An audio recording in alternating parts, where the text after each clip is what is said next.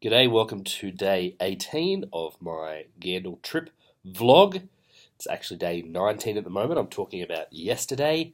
Those who are more astute amongst you will have worked out that I am not currently in Petra.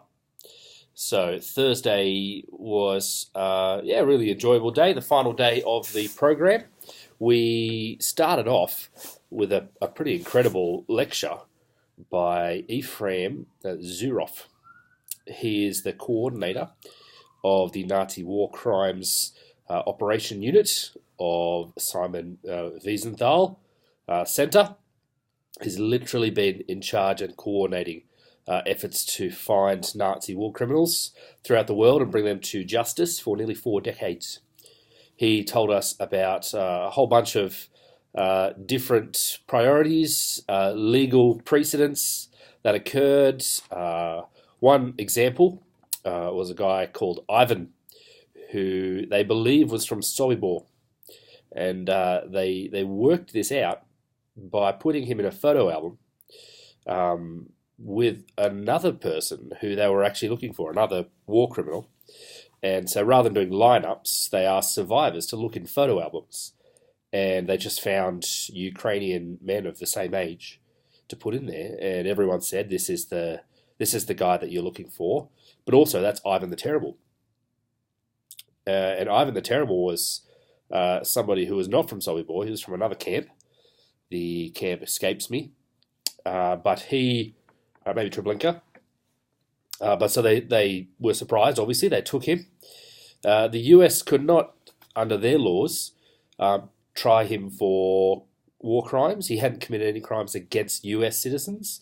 So what they did is they got him for lying on his immigration papers.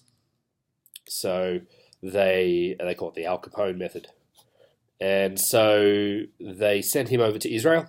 Israel tried him. However, Israel found during the trial that Ivan the Terrible actually had a whole a scar that was relatively noticeable. A whole bunch of SS officers had written sworn testimony that was the case.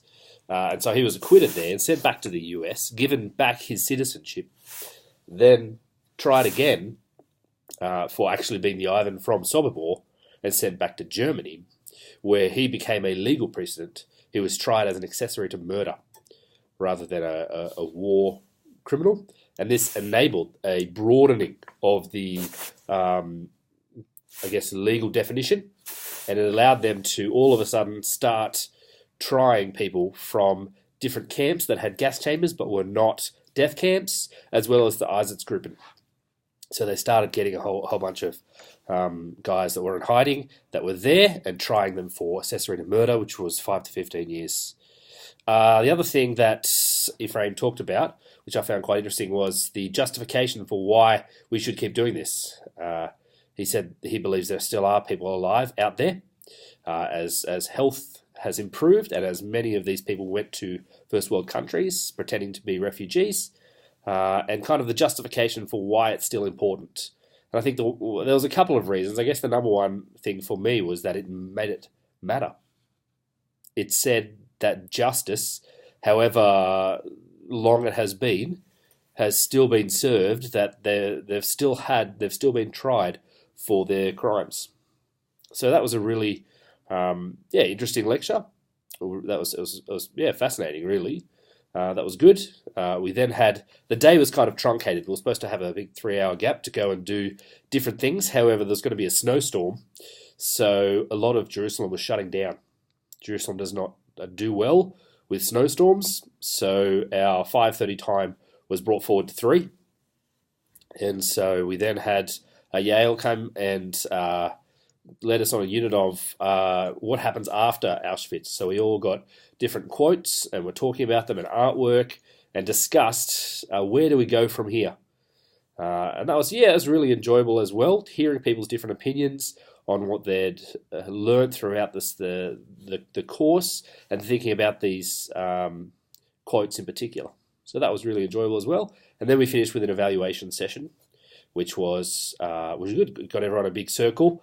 They gave us radio mics and they filmed us, just evaluating what we thought of the course so that the various donors can hear it, and they're gonna put it on the Gandel, the Yad Vashem website. So if you want to check that out, I'm there saying what I thought.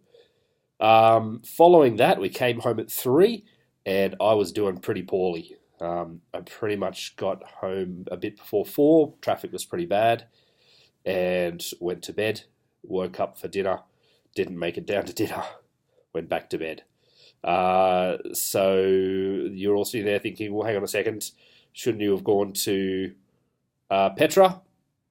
Yes, however, they cancelled it due to the weather. So I have reapplied to do a one-day course, one-day trip tomorrow. So that will be leaving at 3:45, and I'll get back at about midnight. So it makes for a long day.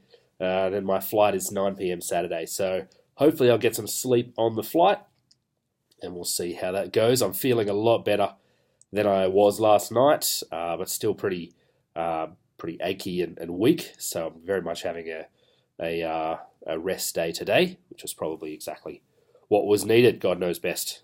So I will probably not get a chance to do another one unless I do it on Saturday morning, and we'll see how we go. But this hotel internet is so slow that it won't load. I'll load it when I get home on Monday morning. So hopefully everyone else is doing well over in Australia, and I'll see you all pretty soon.